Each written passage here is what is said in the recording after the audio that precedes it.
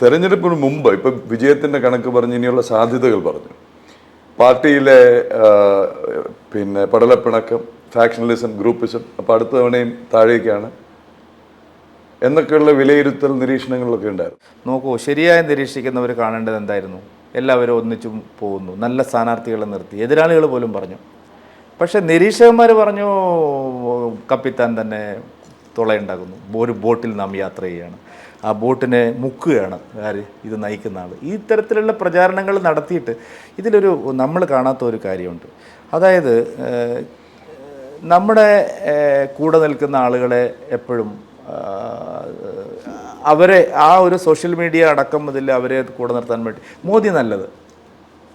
കാരണം എന്തായാലും മോദി അധികാരത്തിൽ വരും, അപ്പോൾ അതിൻ്റെ എല്ലാ ക്രെഡിറ്റും അവർക്ക് ഇരിക്കട്ടെ. പക്ഷേ ഇവിടെ കോൺഗ്രസ് വരണം.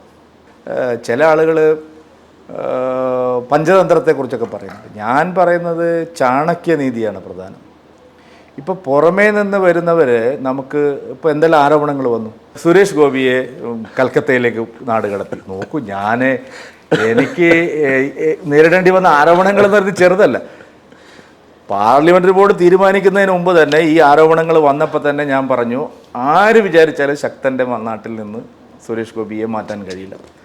എന്താ അങ്ങനെ പറയാൻ? സാധാരണഗതിയിൽ എല്ലാം തീരുമാനിക്കുന്ന അവിടെയല്ലേ. പക്ഷേ സുരേഷ് ഗോപിയെ ഇവിടുന്ന് നാട് കടത്താൻ ശ്രമിക്കുന്നുവെന്ന് പറഞ്ഞ് ഒരു വലിയ പുകമറയാണ് മാധ്യമങ്ങൾ സൃഷ്ടിച്ചത്. ഇതുപോലത്തെ ധാരാളം കാര്യങ്ങൾ. അപ്പോൾ എന്താ പറയുന്നത്, ഇലക്ഷൻ സമയത്ത് സ്ത്രീകളെ ഉപയോഗിച്ച് വരെ, അതായത് ഇങ്ങനെ ഒരു ക്യാമ്പയിൻ നടന്നല്ലോ ഇവിടെ, സ്ത്രീകളെ പിന്നെ ചുമലിൽ കൈവച്ചു എന്ന് പറഞ്ഞിട്ട് വലിയ പ്രചരണം. ഇത് സുരേഷ് ഗോപിക്കെതിരെ മാത്രമല്ല, നാം കാണേണ്ട ഒരു കാര്യം, രാജീവ് ചന്ദ്രശേഖരൻ്റെ അഫിഡവിറ്റുമായി ബന്ധപ്പെട്ട് പെട്ടെന്ന് തന്നെ ഒരു ക്യാമ്പയിൻ ശശി തരൂർ ഇന്നേ വരെ സാധാരണ ഇതുപോലത്തെ കാര്യങ്ങൾ പറയാത്ത ഒരാളാണ്.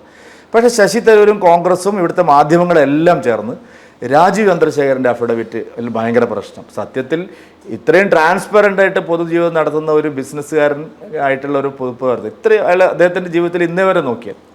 അത് കഴിഞ്ഞാണ് അനിൽ ആൻ്റണിക്കെതിരെ 15 കൊല്ലം മുമ്പത്തെ ഒരു കഥയായിട്ട് ഒരുത്തന്നെ എന്താ കൊണ്ടുവരുന്ന അയാൾ ഒരു പിന്നെ ഇത് കിറ്റ്, ഒരു സഞ്ചി, ഈ സഞ്ചിയിലാണ് ഞാൻ എന്ന് പറഞ്ഞിട്ട് നോക്കൂ നിങ്ങൾ, 15 കൊല്ലം മുമ്പ് നടന്നു എന്ന് പറയുന്നതായിട്ടുള്ള ഒരു കള്ളക്കഥ ഒരു സുപ്രഭാതത്തിൽ ആൾ വന്ന് പറയുകയാണ്. അത് കഴിഞ്ഞ് ആലപ്പുഴയിലേക്ക് വന്നപ്പോൾ ആലപ്പുഴയിൽ ആദ്യം അവർ പ്രതീക്ഷിച്ചില്ല. കെ സി വേണുഗോപാൽ ഇത്രയും ശ്രീമതി ശോഭാ സുരേന്ദ്രൻ വരുമെന്ന് അവർ പ്രതീക്ഷിച്ചില്ല. അതിനും പരാതി വന്നിട്ടുണ്ടായി. നോക്കണം നിങ്ങൾ, ശോഭാ സുരേന്ദ്രനെ അപ്രധാനമായ സീറ്റിലേക്ക് തട്ടുന്നു. വലിയ പ്രചരണം ഓൺലൈനുകൾ. സത്യത്തിൽ ഇനി ഒരു 50 വർഷം ശോഭാ സുരേന്ദ്രന് നിന്ന് വർക്ക് ചെയ്യാനും അവിടെ നിന്ന് വേണമെങ്കിൽ മുഖ്യമന്ത്രി ആവാനും കഴിയുന്ന ഒരു മണ്ണാണത്. ഞങ്ങൾ തീരുമാനിച്ചതാണ്. അതായത് അവിടെ നിന്ന് പ്രവർത്തിച്ചാൽ സംസ്ഥാനത്തിൻ്റെ മുഖ്യമന്ത്രി വരെ ആവാൻ കഴിയുന്ന ഒരു മണ്ണിലാണ് ശ്രീമതി ശോഭാ സുരേന്ദ്രനെ ഇത്തവണ മത്സരിപ്പിച്ചത്. പക്ഷേ ഈ നിരീക്ഷകന്മാരും ഓൺലൈനുകാരെല്ലാം പറഞ്ഞു ശോഭയ്ക്ക് അപ്രധാനമായ സീറ്റ് കൊടുത്തു. അതിനേക്കാൾ ഭീകരമായിരുന്നു രാജീവ് ചന്ദ്രശേഖരനെ തോൽപ്പിക്കാൻ ഇവിടെയുള്ള സകല പാർട്ടിക്കാരെയും മുരളീധരൻ എവിടെ കൊണ്ടുപോയി? പിന്നെ ആറ്റിങ്ങലിലേക്ക് കൊണ്ടുപോയി. ഒരൊറ്റൊരു പ്രവർത്തകൻ ഈ തിരുവനന്തപുരത്തു നിന്നോ കേരളത്തു നിന്നോ, എനിക്ക് ഉത്തരവാദിത്വത്തോട് ഒരൊറ്റൊരു പ്രവർത്തകൻ പോലും ആറ്റിങ്ങൽ മണ്ഡലത്തിലേക്ക് പോയിട്ടില്ല, അവിടുത്തെ ആളൊഴിച്ച്. അപ്പോൾ ഇതുപോലുള്ള പ്രചരണങ്ങൾ നമുക്ക് നല്ല സാധ്യതയുള്ള സ്ഥലങ്ങളിലാണ് ഇതെല്ലാം അടിക്കുന്നത്.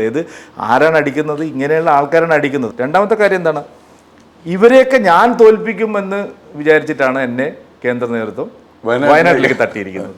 നോക്കൂ, അതാ ഞാൻ പറഞ്ഞത്, ചാണക്യനീതിയാണ് പഠിക്കേണ്ടത്, പഞ്ചതന്ത്രമല്ല. കാരണം എന്താ അറിയോ, ചാണക്യനീതിയിൽ പറയുന്നത് പുറമേ നിന്നുള്ള വരുന്ന ശത്രുക്കളെക്കാൾ അകത്ത് തന്നെ ഇരുന്ന് അല്ലെങ്കിൽ ഇഷ്ടക്കാരാണെന്ന് പറഞ്ഞ് പ്രവർത്തിക്കുന്ന ആൾക്കാരാണ് കൂടുതൽ ദോഷം ചെയ്യുന്നത്. നമ്മൾ ഒരു കാര്യം വളരെ വസ്തുതാപരമായിട്ട് മനസ്സിലാക്കണം. കേരളത്തെ പോലൊരു സംസ്ഥാനത്ത് ഒരു 50%-ലധികം മതന്യൂനപക്ഷങ്ങളുള്ള ഒരു സ്ഥലത്ത് ഘട്ടം ഘട്ടമായി എത്രയോ കാലത്തെ പ്രവർത്തകർ അവരുടെ ജീവൻ കൊടുത്ത് വളർത്തിയൊരു പ്രസ്ഥാനമാണ്. അങ്ങനെയുള്ളൊരു പ്രസ്ഥാനത്തെ എത്രയോ ആളുകൾ മരിച്ചു വീണ ഒരു സംഘടനയാണ്. അങ്ങനെയുള്ളൊരു പ്രസ്ഥാനത്തെ ഇങ്ങനെ അവമതിക്കുക എന്ന് പറഞ്ഞാൽ എന്തുമാത്രം ഭീകരമായ ആക്രമണമാണ് മാധ്യമങ്ങൾ നടത്തിയത്. ഒരു പാർട്ടിക്കെതിരെ നടക്കാത്ത ആക്രമണമാണ് നടത്തിയത്. ഇവിടുത്തെ ഒരു ചാനലും, ജനം TV ഒഴിച്ച് ഒരു ചാനലും ഒരല്പം പോലും നീതി ഞങ്ങൾക്ക് തന്നില്ല. ഈ തെരഞ്ഞെടുപ്പ് ഘട്ടത്തിൽ ഒരിക്കലും ഒരല്പം പോലും നീതി ഞങ്ങൾക്ക് തന്നില്ല. അത് പ്രധാനപ്പെട്ട ഒരു കാര്യമാണ്.